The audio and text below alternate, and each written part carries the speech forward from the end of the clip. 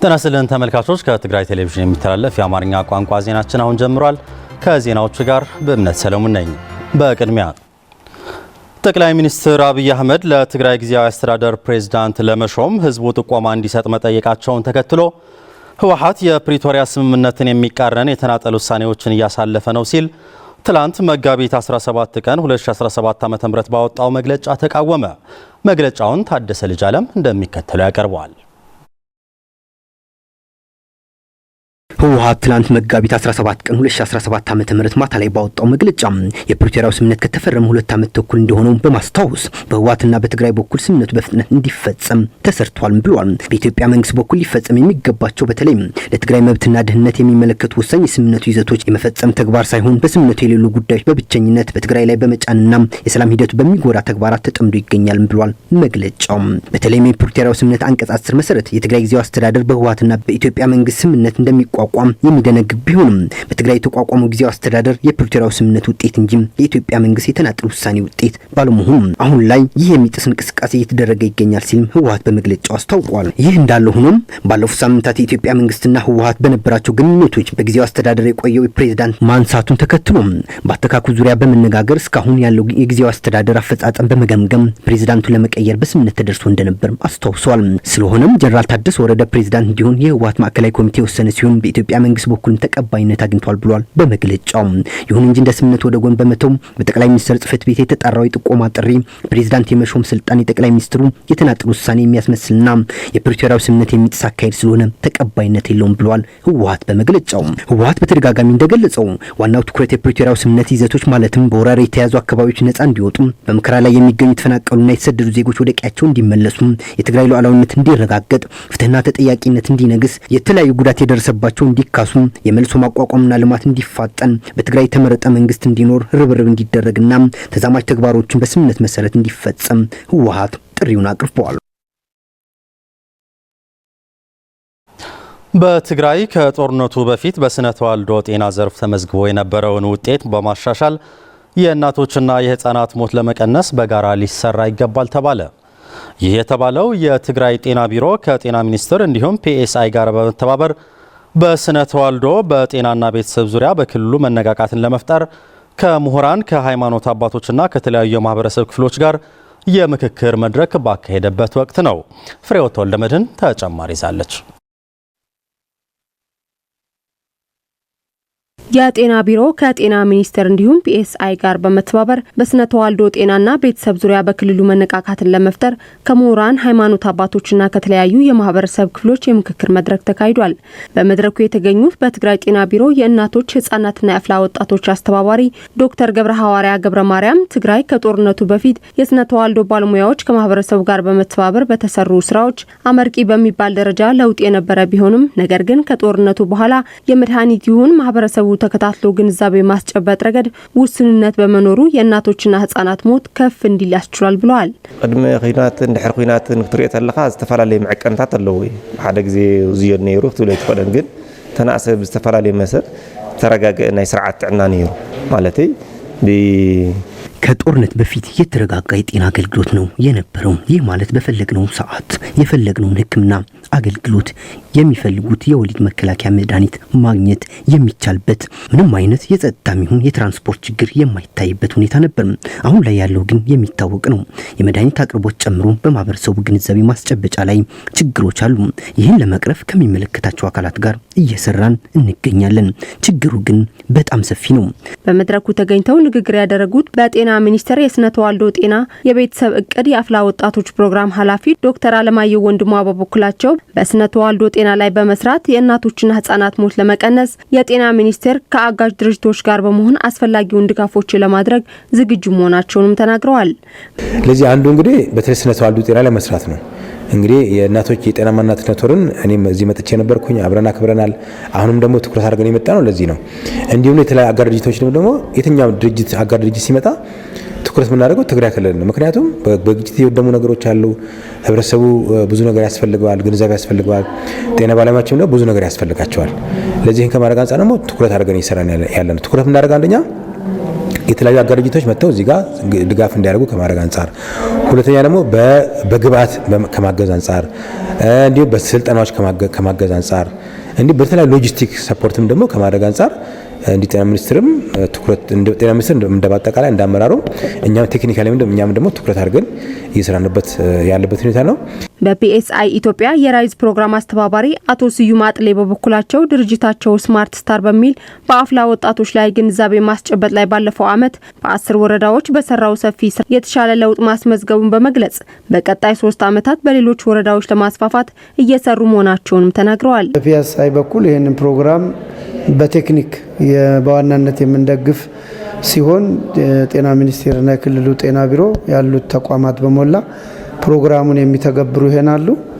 እኛ እንግዲህ ቴክኒካሊ በተለይ ስማርት ስታርት ወይም ሁሉል ጅምር የሚባለውን ስራ ቀደም ሲል በተለይ እዚህ አካባቢ ግጭቱ ከመፈጠሩ በፊት በዚሁ ዲዛይን አድርገን ተሞክሮ ውጤታማ ነበረ። ከዛ ደግሞ ይሄንን ወደ ለማሳደግና በመላው ክልሉ ለማስፋፋት በተጀመረ ጊዜ በኮንፍሊክቱ ምክንያት ተቋርጧል። ያን የተቋረጠው እንደገና በአዲስ መልኩ እየጀመርን ያለነው ላለፈው 1 ዓመት በ10 ወረዳዎች ይሄ ስራ ተጀምሯል። በዚህ ዓመት ደግሞ በ19 ተጨማሪ ወረዳዎች አሁን ጀምረናል። የመድረኩ ተሳታፊዎች በበኩላቸውም በትግራይ በተለይም በስፋት እየጨመረ ያለው የእናቶችና ህጻናት ሞት ለመቀነስ የስነ ተዋልዶ ጤና ትልቅ ሚና እንዳለው በመገንዘባቸው ወደ መሬት አውርደው በመስራት ለውጥ ለማምጣት ቁርጠኛ መሆናቸውንም ተናግረዋል።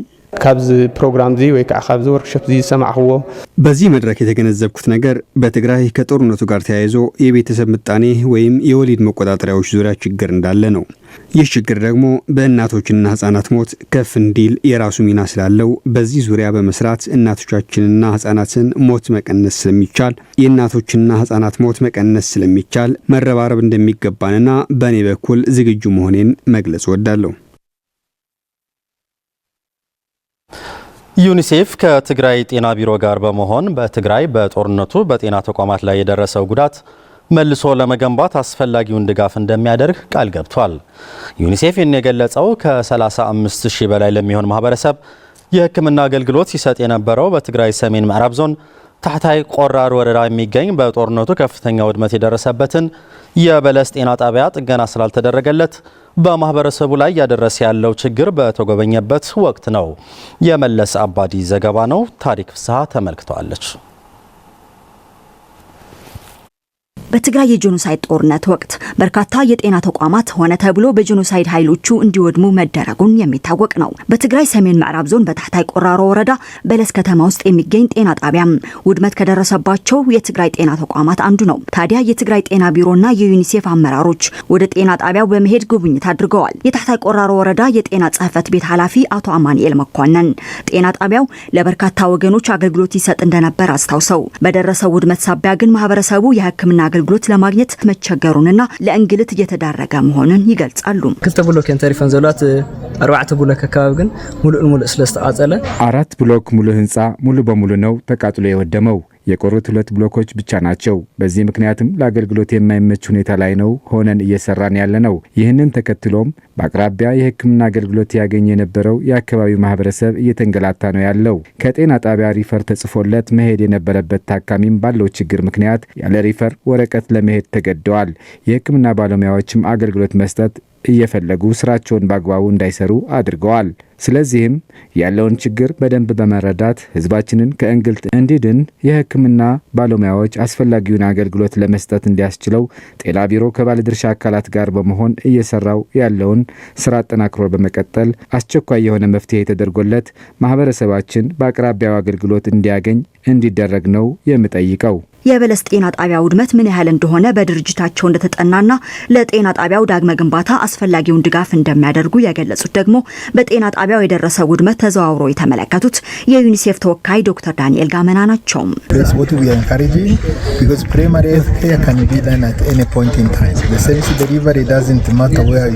የመጀመሪያ ደረጃ የሕክምና አገልግሎት በተቻለን መጠን በማንኛውም አካባቢ እንዲሰጥ እናበረታታለን። እዚህ መጥተን ለመታዘብ የቻልነው ነገር ቢኖር የሕክምና ባለሙያዎች በጤና በጤና ጣቢያው የደረሰውን ውድመት ተቋቁመው አገልግሎት እየሰጡ እንደሆነ ነው። ይህንን እያደረጉ ያሉ ደግሞ ከሙሉ ውድመት በተረፈ ጥቂት ክፍሎች ነው። ማህበረሰቡ እዚህ ጤና ተቋም መጥቶ አገልግሎት እንዲያገኝ ማበረታታት ያስፈልጋል። ታዲያ ዩኒሴፍ ከሌሎች በጎ አድራጊ ድርጅቶች ጋር በመተባበር ተገቢ የጤና አገልግሎት እንዲረጋገጥ የሚያስችለው ስራዎችን ተጠናክረው ይቀጥላሉ። ማህበረሰቡ ደግሞ አገልግሎቱን እንዲያገኝ የሚቻለንን ሁሉ እንደምናደርግ ቃል እንገባለን። የትግራይ ጤና ቢሮ ኃላፊ ዶክተር አማኑኤል ኃይለ በበኩላቸው 89 በመቶ የትግራይ ጤና ተቋማት በጄኖሳይድ ኃይሎቹ መውደማቸውን በማውሳት ጤና ተቋማቱን በመጠገን ወደ መደበኛ ስራቸው ለመመለስ የሚያስችል ስራ እየተሰራ መሆኑን ያስረዳሉ።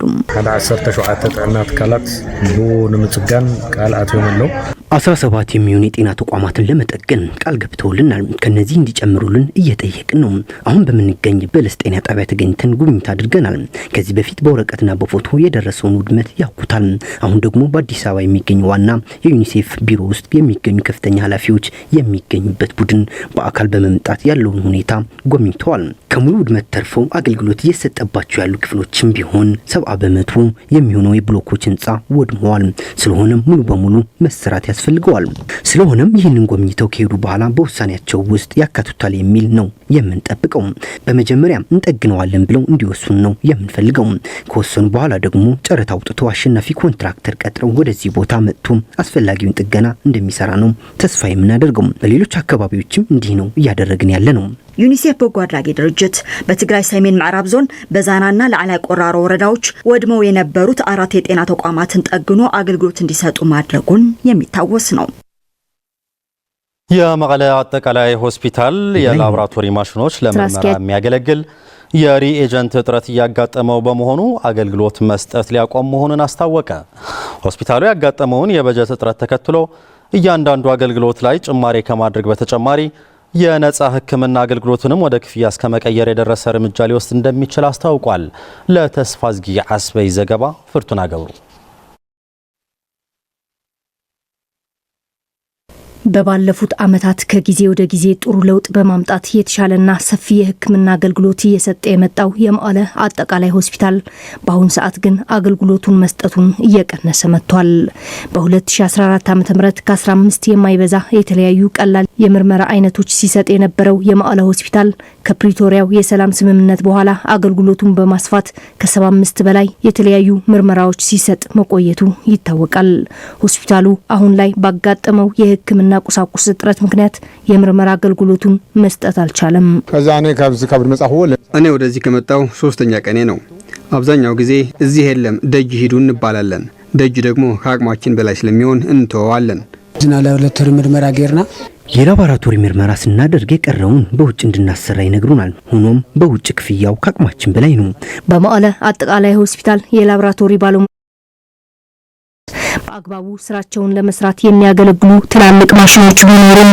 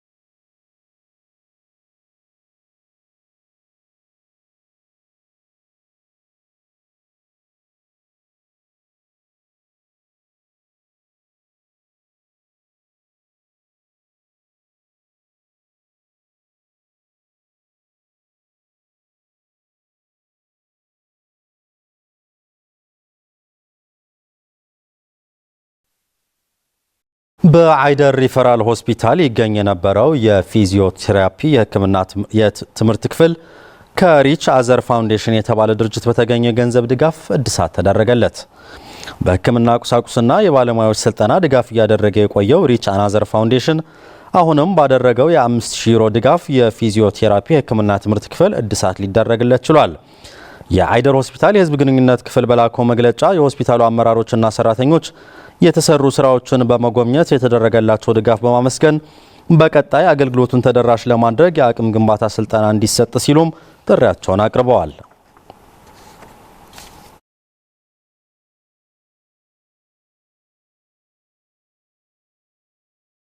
በአክሱም ከተማ ከ5000 በላይ ወገኖች የሴፍቲኔት ተጠቃሚ ሆነው በልማት ስራ ላይ የተሳተፉ እንደሆነ ተገለጸ። በሚያገኙት የተወሰነ ድጋፍ ኑሯቸውን ለማሻሻል እየሰሩ እንደሆነም የአክሱም ከተማ የሴፍቲኔት ተጠቃሚ ወገኖች ገልጸዋል። ለፍስሐ መዝገበ ዘገባ ብርቱካን ጌታዬ። በአክሱም ከተማ የሴፍቲኔት ተጠቃሚ የሆኑት ወይዘሮ ለታይ ገብረ መድህን በትግራይ በተካሄደው ጦርነት ምክንያት ለከፋ ኢኮኖሚያዊ ችግር ተጋልጠው እንደነበርና አሁን ላይ ግን በልማታዊ ሴፍቲኔት ተጠቃሚ ሆነው በሚያገኙት የተወሰነ ድጋፍ በልማት ላይ ተሰማርተው ኑሯቸውን ለመቀየር እየሰሩ መሆናቸውን ይገልጻሉ። አሻናሽና ስላጣ ፍጉርቲ ታው ቆስጣጉል ተኸናንና በመስመር እየከፋፈልን ሰላጣ፣ ሽንኩርት፣ ቆስጣም ተክለናል። በዚህና በውጭም ከዚህ ጎን ለጎን የግላችን ስራ እየሰራን ህይወታችን እየመራን ልጆቻችንም እያሳደግን ነው። በአሁኑ ሰዓት ልጆቻቸውን በማስተማርና የቤታቸውን ጎደሎ በማሟላት ላይ እንደሚገኙ እንዲሁም የሚያለሙትን አትክልት ወደ ገበያ እያቀረቡ መሆናቸውን ወይዘሮ ለታ ያክለዋል። አዶ አራተ ቆልዕ የለውኒ ምንም አይበረን በቃ አዛ ቤት ምት ጥሬት ፋሲራ የአራት ልጆች እናት ነኝ። ካሁን በፊት ምንም አልነበረኝም። ትምህርት ቤት ላይ የጽዳት ሰራተኛ ሆኜ ነበር የማስተዳድራቸው። አሁን ይሄንን እየሰራው ለቤት የሚያስፈልጉኝን ነገሮች እያሟላው ነው። ኑሯችንም ጥሩ በሚባል ደረጃ ላይ ደርሰናል። ሌላኛው የሴፍቲኔት ተጠቃሚ የሆኑት አቶ አስመረትኩ በበኩላቸው በየወሩ ከሚሰጧቸው የተወሰነ ድጋፍ እየቀነሱ በልማት ስራ ላይ ተሰማርተው ተጠቃሚ መሆናቸውንና ኑሯቸውን ለማሻሻል ተግተው እየሰሩ እንደሆነም ያብራራሉ።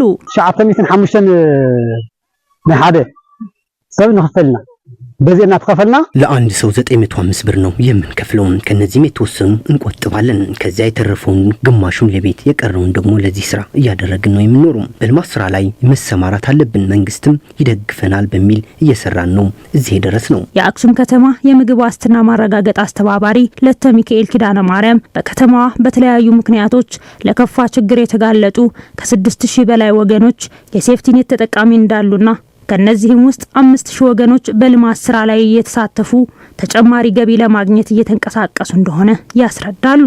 ብዙሓት ደቂ ተባዕትዮ ንስደት ዝኸዱ ዝነበሩ ብዙሓት ደቂ አንስትዮና ተስፋ በመቁረጥ በርካታ ወንድሞቻችን ወደ ህገወጥ ስደት ሊሄዱ የነበሩት፣ ብዙ ሴት እህቶቻችን ተስፋ ቆርጠው የማያዋጣ የስራ መደብ ላይ እየሰሩ የነበሩትን አሁን በተደረገላቸው ድጋፍና ክትትል ቀን በቀን በሚሰጣቸው የህይወት ልምድ ስልጠና ራሳቸውን ችለዋል። ይህ ፕሮጀክት ለበርካታ ሴቶች ራሳቸውን ለማስተዳደር ለማበረታታት የሚያስችል ፕሮጀክት ነው። በዚህ ልክ እንደ አክሱም ከተማ 87 በመቶ የሚሆኑት ሴቶች የሴፍቲኔት ተጠቃሚ ናቸው። የተሰጣቸውን ድጋፍ መነሻ በማድረግ በከተማ እርሻ፣ በንግድ፣ በዶሮ ማርባት አገልግሎትና በባልትና ውጤት የመሳሰሉ ስራዎች ላይ ተሰማርተው እየተንቀሳቀሱ ያሉ ወገኖች ኑሯቸውን እያሻሻሉ እንደሆነም አስተባባሪዋ ጠቁመዋል።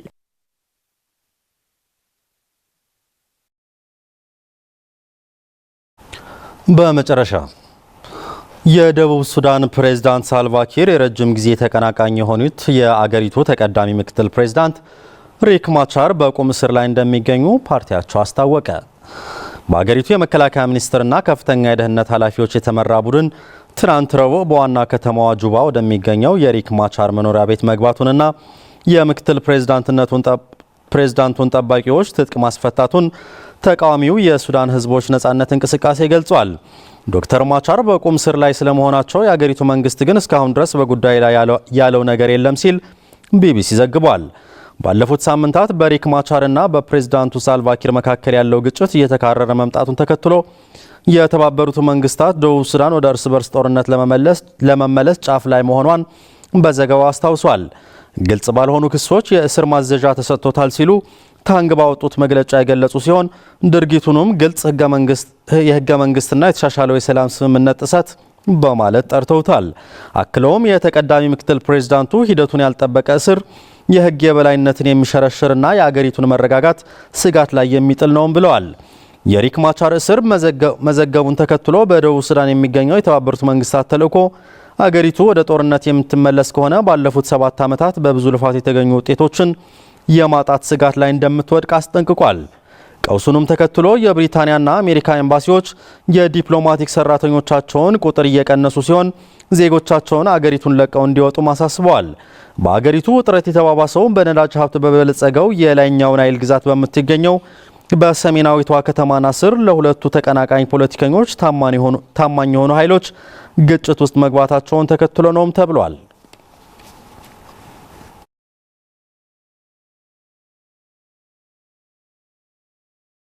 ተመልካቾች ዜናዎቻችን አብቅተዋል። ስለተከታተላችሁ እናመሰግናለን። ሰላም